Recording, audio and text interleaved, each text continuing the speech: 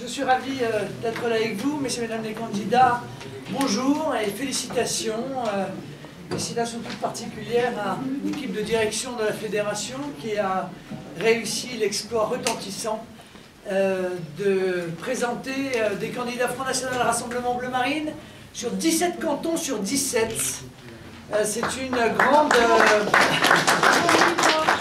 grande satisfaction pour le Front National, une grande satisfaction aussi pour nos compatriotes qui pourront, lors de ces élections départementales, tous mettre un bulletin dans l'urne Front National Rassemblement Bleu Marine. Ces élections départementales démontrent une arrivée en force du Front National au niveau national, puisque nous serons présents dans 95% des cantons de métropole.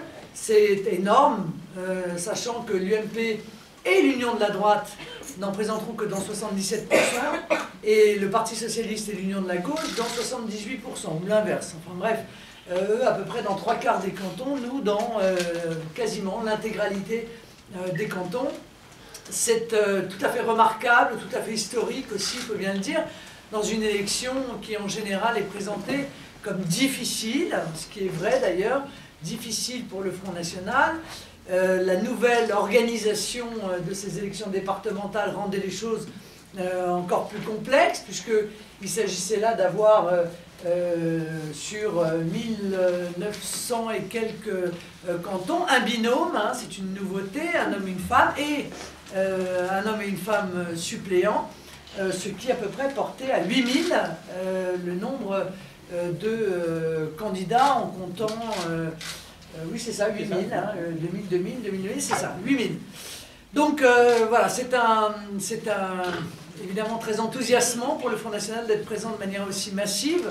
Il est aussi enthousiasmant de voir que, on nous prédit, en tout cas les études d'opinion indiquent que nous serions capables de réitérer l'exploit, d'arriver en tête de l'ensemble des formations politiques lors de ces élections départementales. Ça tombe bien, car nous avons beaucoup de travail à faire, et notamment dans cette assemblée départementale, où nous sommes la dernière assemblée où nous sommes très peu présents, c'est le moins qu'on puisse dire, nous avons un conseiller général. Bon, notre objectif est donc d'avoir des conseillers généraux, bien sûr. Notre objectif, c'est aussi d'être présent dans le plus grand nombre de second tours possible pour pouvoir offrir à nos compatriotes une vraie alternative entre une politique UMPS, parce que en réalité on s'aperçoit dans les conseils départementaux la politique UMP et la politique PS se ressemblent énormément, et pouvoir défendre une politique qui soit radicalement différente. La première différence entre nous et les autres, c'est que nous sommes profondément attachés au département. Nous considérons que le département est un élément essentiel de l'organisation territoriale, politique de notre pays. Nous avons bien compris que sur l'injonction de l'Union européenne, le département, dans l'esprit de l'UMP et du PS, avait vocation à disparaître, dans le but de donner une puissance, un pouvoir politique considérable aux communautés d'agglomération et accessoirement à ces gigantesques régions dont je dis très clairement qu'elles vont reléguer au banc de la prise de décision politique des millions de Français, et notamment l'ensemble des Français de la ruralité, qui vont voir aspirer, si vous voulez, les centres des décisions vers les grandes métropoles ou vers les capitales des super-régions, au détriment de la proximité à laquelle nous sommes très attachés, au détriment du maillage du territoire et notamment des services publics de proximité. On ne peut quand même que constater que ces services publics de proximité ne cessent de disparaître au fur et à mesure, les gendarmeries, les hôpitaux, les collèges, et j'en passe et des meilleurs. C'est sûr que tout ça contribue à la désertification des territoires, contribue donc à l'exode aussi des jeunes générations. Désertification du territoire, manque de services publics de proximité, eh bien c'est sûr que les entreprises vont là où les services existent, et donc l'emploi s'en va, les jeunes s'en vont, et ça c'est exactement l'inverse de ce que nous envisageons en termes d'organisation territoriale. Vous le savez, nous sommes attachés, nous, au triptyque commune, département, nation, quand l'UMPS est attaché au triptyque communauté d'agglo, région, Europe. Nous ne sommes donc pas du tout sur le même plan sur ce sujet. Nous considérons également que les départements sont souvent le siège d'une véritable gabegie, qu'ils sont touchés par le cancer du clientélisme, dont il faut bien dire qu'il est relativement répandu aujourd'hui en France, et qui consiste à utiliser les subventions pour accorder des mannes à telle ou telle association dont on pense qu'elle pourra, à l'occasion, générer un électorat captif que l'on pourra activer au moment de l'élection. Cette situation n'est plus admissible. Il faut retrouver dans les départements le sens de l'intérêt général et pas seulement des intérêts particuliers des uns et des autres, et particulièrement des intérêts particuliers des élus qui en général ne cherchent qu'une chose, c'est à se faire réélire.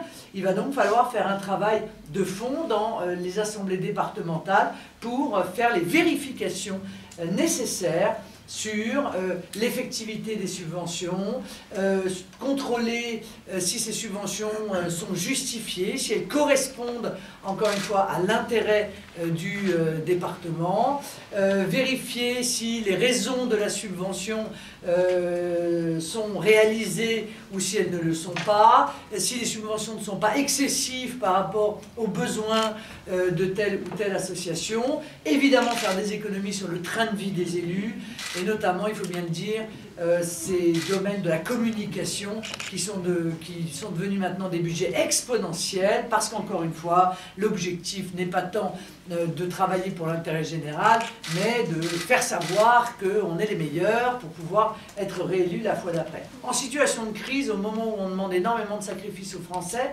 ce type de comportement n'est plus admissible. Et puis, nous sommes très attachés, évidemment, à ce que le département se souvienne de l'objectif social qui est le sien. Je pense aux personnes âgées, je pense aux personnes handicapées. Toutes les économies qui seront faites et qui passeront aussi par la lutte contre la fraude sociale, on s'aperçoit là encore qu'il y a beaucoup de complaisance et qu'on ne vérifie pas, on ne contrôle pas assez, notamment les critères d'attribution du RSA. On s'aperçoit qu'il y a des fausses domiciliations, qu'il y a des faux niveaux de revenus qui sont déclarés. Il faut vraiment remettre ça à plat parce qu'encore une fois, un sou est un sou et en situation de crise, j'allais dire un sou en vaut deux, en tout cas il en coûte deux pour ceux qui le mettent au pot. Toutes ces économies, tout le retour de cette justice aussi, parce que lutter contre la fraude sociale, c'est lutter pour la justice, permettront précisément d'améliorer la situation des personnes âgées, permettront d'améliorer la prise en charge du reste à charge des familles, que ce soit concernant les personnes âgées qui sont à domicile ou les personnes âgées qui sont en établissement, ainsi d'ailleurs que les personnes handicapées qui ont besoin de cette action du département. J'attire d'ailleurs leur attention sur les conséquences que pourrait avoir la disparition du département sur les politiques sociales dont bénéficient les personnes âgées et les personnes handicapées. Toujours dans la lignée de notre politique nationale, la défense du petit commerce, la défense du commerce de proximité. C'est vrai que là encore, nous trouvons qu'il y a une forme de complaisance qui est éminemment critiquable à l'égard de la grande distribution, ce qui a des conséquences lourdes. D'abord sur la disparition du petit commerce. Combien de dossiers j'ai vu passer de grandes distribs qui arrivent en disant « Oui, nous on va faire 100 emplois, 150 emplois » et puis 2 ans après on s'aperçoit qu'il y en a 50 et qu'en revanche ils ont tué 250 dans le petit commerce. Bon, là on voit bien qu'il y a aussi une complaisance de la classe politique généralement à l'égard de cette grande distribution qui aujourd'hui a fait beaucoup de mal au commerce de proximité. La grande distribution fait aussi beaucoup de mal aux agriculteurs et nous sommes bien sûr attachés à la ruralité. Vous savez que j'avais fait il y a quelques années le Tour de France des oubliés. Alors il y a les oubliés de la ruralité. Tout à l'heure, je vous parlais aussi des oubliés du grand âge, hein, que sont les personnes âgées. Ben, ces oubliés de la ruralité, évidemment, concernent également les agriculteurs. Leurs problèmes sont considérables. Le poids des normes, l'Union européenne, qui les met en concurrence déloyale avec des produits qui eux-mêmes ne sont pas soumis aux mêmes normes environnementales, aux mêmes normes de sécurité, et qui arrivent avec un coût de production qui est très bas. Cette concurrence déloyale, on la vit dans l'industrie, on la vit bien entendu aussi dans l'agriculture, et j'aurai l'occasion de développer bien entendu tous ces sujets lors du salon de l'agriculture. Les agriculteurs aujourd'hui subissent aussi les conséquences des choix géopolitiques qui ont été faits, hein, et aujourd'hui beaucoup souffrent bien entendu des conséquences des sanctions qui ont été décidées contre la Russie et qui ont entraîné de la part de la Russie des contre-sanctions qui touchent beaucoup de domaines de l'agriculture. Donc l'aménagement du territoire passe à notre sens par le département, et nous allons donc rendre une vraie action politique à ce département, peut-être d'ailleurs déjà en supprimant la clause générale de compétences. Ce serait bon de le faire également pour la région.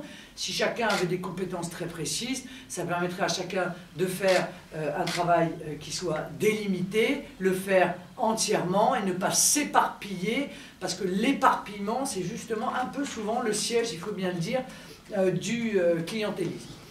Nous sommes dans une situation un peu difficile, c'est un peu une république bananière, hein, dans laquelle nous sommes, puisque nous partons à des élections sans savoir quelles sont les compétences de la future Assemblée, ce qui paraît ahurissant, mais bon, plus rien ne nous étonne maintenant, hein, avec ce gouvernement d'amateurs. Donc nous partons à des élections dans un mois, ce sont des élections, on ne sait pas exactement quel sera le rôle du Conseil général. Nous, ça ne nous pose pas de grosses difficultés, parce que nous, notre politique est cohérente, et donc nous la déclinons dans l'ensemble des assemblées où nous sommes élus, dans les municipalités, dans les départements demain, dans les régions depuis longtemps, où nous œuvrons dans l'opposition, et j'espère l'année prochaine dans la majorité, et évidemment au niveau de l'État. Donc il faut regarder ce que nous faisons dans les municipalités pour s'apercevoir de ce que nous ferons aussi dans les départements. Ça passera enfin par la maîtrise de la fiscalité. Cette explosion ininterrompue de la fiscalité n'est plus possible. Une gestion de bon père de famille est nécessaire, et elle permettra d'arrêter l'augmentation ininterrompue de la fiscalité et de la baisser si l'on peut le faire, comme ça a été le cas dans les mairies, à Hénin-Beaumont notamment, ou à Hayange. Voilà un petit peu les éléments tracés des grands axes de la politique départementale qui sera celle du Front National. Évidemment, ici, nous sommes dans des terres de gauche, hein, de manière historique, mais je connais bien ça. Moi, je suis du Pas-de-Calais, je connais bien les terres de gauche depuis un siècle, on connaît ça très bien, et ça n'a jamais empêché le Front National d'attirer la confiance de plus en plus d'électeurs, bien au contraire, parce que je crois que beaucoup d'électeurs sont susceptibles aujourd'hui de tirer le bilan de la politique de gauche. Moins qu'on puisse dire, c'est que la politique de gauche n'apporte pas plus de progrès quelconque, et c'est même l'inverse. Je veux dire, la politique de gauche menée, et notamment, il faut bien le dire, au niveau national, avec les choix qui sont faits au niveau de l'Union européenne, est une politique de régression sociale. Le symbole en est peut-être la Grèce, hein, qui est l'exemple à ne pas suivre, et pourtant l'exemple que semblent vouloir suivre nos dirigeants de gauche, c'est-à-dire la politique d'austérité, l'Europe à la schlag de Madame Merkel, la politique comment dire, du déni aussi, la politique du déni, du refus de la visibilité des véritables problèmes qui sont ceux du pays, le déni des problèmes de l'immigration de masse, le déni du problème du fondamentalisme islamiste, qui évidemment inquiète légitimement l'ensemble de nos compatriotes. Mais là encore, je ne crois pas qu'il faille considérer que c'est tout à fait séparé des problématiques départementales. dans les départements et dans la politique des départements aussi, il faut lutter contre le communautarisme. Dans la politique des départements aussi, il faut défendre la laïcité, notamment dans les structures d'accueil de la petite enfance. Progressivement, on voit bien que des revendications sont nées dans l'ensemble des départements français. Il faut avoir des élus qui aient la capacité de s'opposer à ces revendications et de rappeler quelles sont les valeurs de la République française. Donc voilà un peu, décidément, touchez pas à la lumière. Voilà un petit peu les éléments dont je voulais parler. Je voulais vous annoncer aussi que c'est créé et a été annoncé tout à l'heure, d'ailleurs je crois, l'antenne locale du collectif Nouvelle Écologie, qui est dirigée au niveau national par Philippe Murer, qui est un économiste, qui a écrit un livre sur la transition énergétique. Ce sont des sujets sur lesquels nous travaillons énormément au Front National et qui sont liés évidemment aussi aux choix économiques de la mondialisation sauvage, hein, qui ont été faits par les gouvernements successifs et qui nous apparaissent totalement en contradiction avec la nécessité écologique, la nécessité de protection de notre environnement. Donc je suis heureuse de voir que cette antenne locale du collectif Nouvelle Écologie c'est créé, c'est monté. Je regrette qu'il n'y ait pas eu plus de presse, mais c'est pas grave, elle est là, donc il faudra peut-être vous poser des questions sur cette antenne qui vient de s'ouvrir. Voilà un petit peu, mesdames et messieurs, ce que je voulais vous dire. Donc le fait que le Lot soit un département de gauche ne nous fait pas peur, hein, bien au contraire. Nous partons à la bataille même avec le sourire et un certain enthousiasme en espérant déloger ceux qui présentent un aussi mauvais bilan.